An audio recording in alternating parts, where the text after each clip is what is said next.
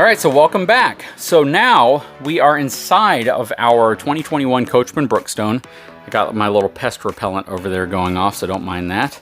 But now that we're inside, I'm going to go over some of the things that you want to look for if you're touring an RV dealership lot, you're looking at your next unit, but this is not floor plan specific. What do I mean by that? I mean that if you're looking or watching this video, this isn't to help you decide the floor plan you want. I mean, that's what you're gonna be on an RV dealership for anyways, right? To try to pick the right floor plan. This is to help you understand things that I look for when I walk into an RV. So before we kick this video off, if you wanna check out the first video, it's really gonna talk about the whole exterior, the things I look for in the exterior when I'm walking around an RV, things that I think stand out and might make it a better value.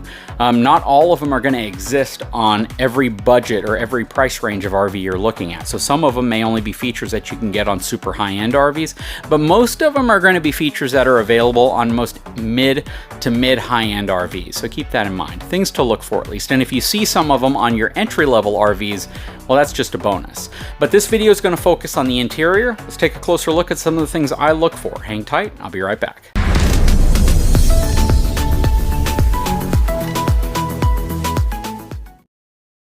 All right, so one of the first areas that just stands out right off the bat is going to be the furniture, right? You want to make sure that you're going to get furniture that's going to be adaptable to your lifestyle. Regardless of the floor plan, it's always nice to know that the furniture is going to work for the people that are going to be inside of it. For instance, you may want electric reclining chairs, you may want heat and vibration, or you may not. You may want an RV that just has standard manual pull chairs, less to fail, less to go wrong, less to require power. Because with these chairs, if there's no power in here, I can't recline them. So if you plan on doing a lot of dry camping, if you plan on doing a lot of boondocking, if you plan on being in an area where you don't have power and you don't really need power, maybe you just plan on opening up the windows and using it as a luxurious tent, having seats with electronic features that require electricity might not be the best for you. So that's just something to think about. And these seats require 110 power, so it's not as if they'll operate off of 12 volts. So either you have to have a solar system to run them, or you have to have a generator or shore power to use them.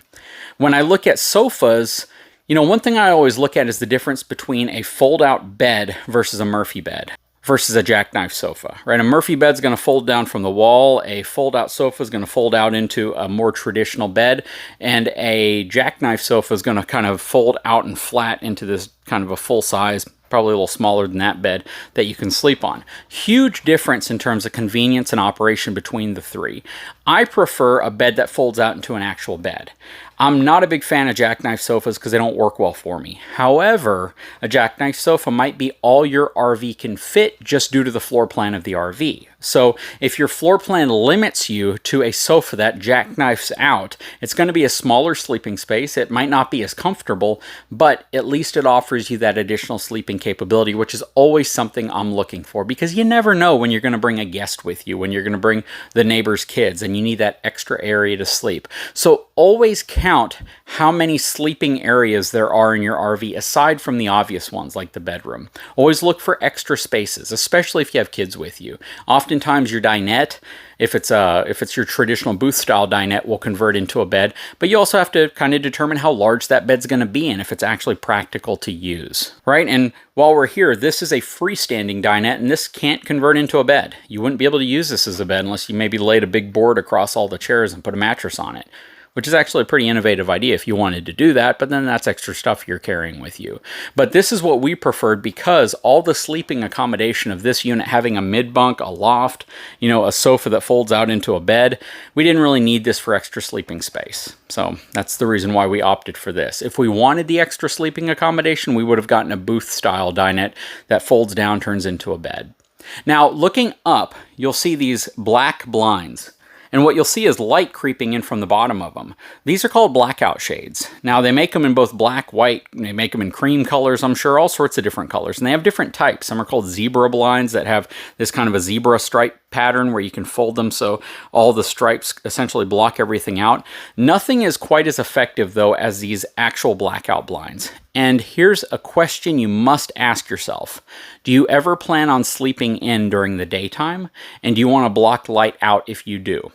Now, the reason you have to ask yourself this question is because if that's your lifestyle, if that's how you plan on camping, where you might want to sleep until noon one day, or at least till, 8, 9 o'clock when the sun's out and you want it to be nice and dark, if you don't get blackout blinds, you will be trying to find a solution to this. And most of the time it includes trying to find some type of aluminum foil bubble wrap that you can put over your window. That's a pain in the butt to put up and take down a lot. So having windows that you can black out if that's important to you, which it was to us, is absolutely great. Now underneath them, you have these kind of screens. And the screens are great. They work well. They do a good job, but they're not needed very much. They work well in the daytime for additional privacy, but our RV has tinted windows, so you really can't see through it in the daytime. At night, they're pretty much useless because if you have lights on in your RV, you can see straight through them. So a lot of RV manufacturers are opting just to put the blackout blind in place and not opt for the screen. So if you walk an RV dealership lot and that's all you just see this dark one and you don't see the screen, that's the reason why, because quite frankly, they're not that effective, especially if you already have tint on your windows. Valances, this is an interesting one. You can probably see we have valances here, but we don't have valances here. Why not? If you've watched my channel for a while, you know exactly why not. If you haven't, the reason for that is the design of the RV looks great with valances, but all the chairs, everything would make contact with them constantly and it would actually break them off. So we opted just to remove all the valances in the area, at least the side portions, in the areas that they could make contact to a chair or a seat or something like that. So a lot of manufacturers actually don't put them on their RV in certain areas. And if you're wondering, why do I see them in some areas, but I don't see them in another area? It's probably because they've made the calculated decision not to put them there just to keep you from damaging them if you take it out. I would talk about things like LED lighting and all that, but most RV manufacturers now are putting LED lighting in standard, and it's not necessarily something that's considered an upgrade or something you have to replace yourself. As little as 4 or 5 years ago, pretty much everything in RVs was incandescent. But when a few big manufacturers make a shift to new technology, they all pretty much follow suit, and that's one of those things that I'm really glad to see, that almost everything in RVs now is LED. You're still seeing some incandescent bulbs on the outside of some RVs, but I hope that that's going away. As maybe the inventory of it's going away and most manufacturers just switch to LED. Now, something I like to see, and this was kind of pioneered again by the brand Alliance, so I got to give them a big shout out for that. Putting storage in these creative spots. So you actually have these flip-up counters in areas that otherwise would be completely dead space. You have no access to it. You might creatively have to do something yourself. But now you're seeing all sorts of manufacturers adopting, I believe, what Alliance kind of spearheaded, and they're putting storage in areas that you didn't traditionally see it. Alliance put storage behind their fireplace. When I collaborated with Coachman on our unit, I preferred to have the storage on the outside of the RV. So the back side of this, where on an Alliance you would pull it out and you'd have like storage behind the fireplace. On ours, we have it on the back of ours, and I definitely like that better. It works so much better for us. I'd love to have more outside storage than inside storage in a space like that. Now, another area that you're seeing a lot of RV manufacturers, even your lower cost units, really start to bump up their luxury game, is they're putting more and more soft closing drawers and cabinet doors on RVs. Ours doesn't have them. Ours is magnetic, actually, because I swapped a lot of these with magnetic holds, but it's not soft closing. A lot of RVs are still non-soft closing, especially travel trailers. You see that quite often. Most travel trailers are going to be standard like this. But a lot of RVs now, even your mid and your entry mid-level fifth wheels and some of your mid-level travel trailers are starting to put things like slow closing or soft closing doors, where it gets to about here and then it closes very slowly, which I really appreciate when they do that. You're starting to see a lot more residential style stove oven combinations in RVs as well. This is not one. This is certainly an RV style stove oven. It's a 3-burner gas cooktop with a reasonable size oven. But now you're starting to see these units that are about 2 inches wider with 4 burners, cast, really beautiful cast grates on top. larger oven with more of a residential look to the whole thing. It looks like it just drops into place. Those are super great, super effective, but just keep in mind with the amount of propane traveling through your RV, you may not get as much heat out of your burners as you would like, and it can kind of limit how much stuff you can cook at the same time. We actually opted for this, even though we had the option to go with that more residential one, only because this took up less countertop space. We never felt that we would need more than 3 burners when cooking in an RV at any given time, and this is a lower cost option, so it just made sense. It was about half the price as your, that larger residential style.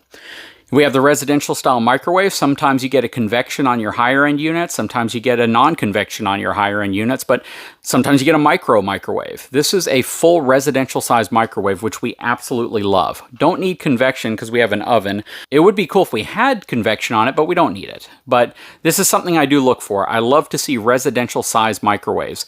Now, the challenge is the smaller the RV, typically you're going to see more compact microwaves, but this is an area most manufacturers, at least on their larger stuff, they're trying to put full-size residential microwaves in. Now, I could talk about woodwork and cabinetry all day long, but all I'm going to basically talk about here is that most manufacturers that are entry, mid-level, and up are using hardwoods for the cabinet face and the stiles, even though the box of the cabinet itself, the main, structure in the back is probably going to be a compressed board or a particle board. The reality of it is it really doesn't matter to me. As long as they're assembled well, they're installed properly, and they're not falling off, they usually hold up just fine. When you go to your super high-end luxury RVs, they're going to put all hardwoods in. It's going to be what you see in your home. Well, I say that, but a lot of the stuff in homes now is even made out of particle board, so it's not as if, homes are that much of a leap ahead in structure or design than what you're going to get in an RV. Most of the time, your doors and your stiles will be hardwood, but everything else is going to be like a press board or a particle board. So, like I said, it's not necessarily something that really matters to me. Sometimes it's just an MDF or like a medium density fiberboard that they make most of this out of, and then they still face it with hardwood, which I look for. Solid surface countertops. You're seeing a big transition to where this, which is like a Korean style, or you even see granite in some. You see some kind of manufactured granite in a lot of your higher end units, but a lot of units are starting to shift away from this now, and they're putting more like a laminate style countertop on, which essentially it's just a relatively cheap material. It looks decent. It definitely doesn't feel like a marble or granite or Korean, but it's still pretty impervious to water unless you get water on the bottom side of it. So if you're wiping your countertop off and you have a wet sponge or wet rag, try not to touch the bottom side here because it can make it start delaminating from the very bottom edge. So always keep that in mind. Stainless steel sink basins. I always look for a double basin. We got a single basin on ours because I didn't think about it during the collaboration. I would have preferred to have like a 60-40 double basin, but this is what we got. Now, a lot of people are going to ask about flooring. So we have linoleum flooring, carpet in the slides, and linoleum under this side, but carpet in a few areas, mainly in the slides and a few small little areas like that. I could care less. I know some people, it is a make or break thing for them to have all linoleum flooring throughout the whole thing with no carpet at all, because some people hate cleaning carpet. They think carpet's a nightmare if you spill anything on it, and I guess that's actually a concern. My wife isn't a big fan of the carpet, but I could honestly care less. I understand why they're putting carpet in. The manufacturers that use carpet say they use carpet because you don't get imprinting from the other side. Basically, you don't get the little creases imprinting in carpet like you do on vinyl. But at the same time, though, I think that all comes down to personal preference. Pantries, kitchen, all this stuff, that's all going to be floor plan specific, so I don't really want to focus on that. I do always focus on the number of air conditioners. If you're in the deep south, you likely are going to need more than one air conditioner if you have a mid-size up RV, only because it's going to be hard to handle humidity as well as keep it cool in the summer months. Now, some people claim that they have like a 36-foot RV and they have one air conditioning unit and it works absolutely fine. It'll freeze them out. I'm not that person. I don't think most people are that person, and I wouldn't bet your money on an RV on one air conditioner if you think you could be the person who is going to be miserable the minute it starts getting in the mid 80s inside of your RV. Almost any RV at night, when it's not sunny outside, running even one AC on its lowest temperature can get it really, really cold. The challenge is, can it maintain that throughout the day when you're inside of it? And a lot of people will just say, well, I'm not in it during the day. And if that's you, then maybe one AC is perfect for you. But I would personally not buy a unit with one AC if it's over 25 feet long, and if you live in a state where you're going to be camping when the climate outside is going to be in the 90s and above. That's the best way to put it for me. And honestly, if it was 85 degrees up, I'd still want two ACs personally. Mid-bunk and all that stuff's back there. Loft. You know, a lot of people focus in on the electronics, the things that you can use touch panels for and all this. I actually prefer buttons for all the primary functions. Now this gives me control over the leveling system, and they integrated the slides in. This was an aftermarket upgrade that the folks at LCI put in, but I still prefer all the actual functional buttons here. The main reason they upgraded this is so I could control it using their LCI application over my smartphone. So I can be outside and open and close my slides, which is really cool, and operate my leveling system. But yeah, I absolutely prefer the actual buttons in most cases. Now coming back in the bedroom. So in the bedroom, we have a king-size bed, and this is really important to me. Some folks are completely fine with a queen-size bed because it will give them more room in their RV. I always like RVs that are designed with optional king-size upgrades. And what that typically means is it has a queen-size bed, but you can see that there's enough space in the slide, or at least the area that the bed is, to put a king-size bed in if you wanted one later. You might find out the hard way that a king-size bed in an RV is not the same as a king-size bed in your home, or that a queen-size bed in an RV most of the time isn't the same as a queen-size bed in your home. It might be close, and a lot of times they'll call that a full queen or a full king, but typically, like, this king is actually 4 inches narrower than the traditional king bed that you would have in your home. It doesn't really feel that way when you're sleeping on it, but it is. It's subtle, but it's there. So when you say, you know what, a queen-size bed in our home is perfect, so that's what we're going to get in our RV, you might want to be sure that the queen-size bed that you're looking at in the RV is actually a queen-size bed, and it's not an RV queen-size bed, which might be 2 to 3 inches narrower than a queen-size bed that you're comfortable in your home. Now, we're going to talk a little bit about, well, a lot of your compact fifth wheels have the bed actually facing north and south. So it's basically facing, instead of this way, it's facing this way. And you might have a small slide over here because when they face it this way, they're doing that to save space. And how does that save space? Basically, all the closet and everything we have up here is no longer there, and the bed can squeeze up into that space. So it gives you about 3 to 4 additional foot of length to do stuff with in the back part of your RV.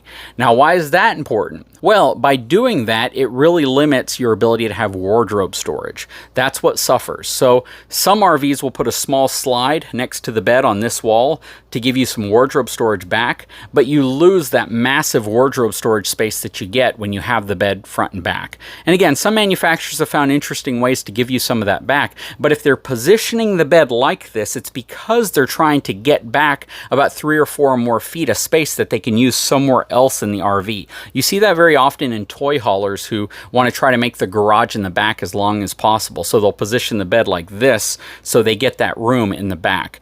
Now, because of that, again, you're going to suffer somewhere. And typically the space that you suffer in is wardrobe storage for the master bedroom. So just keep that in mind. Again, another area where Alliance kind of led the way by putting storage on top of the wardrobe, which is super cool. You always want to see how tall you are in the RV, right? I think that's kind of a natural thing. Are you going to fit? But the one thing you want to focus in on very, very closely is how much the bath or the shower stall sits up off of the ground.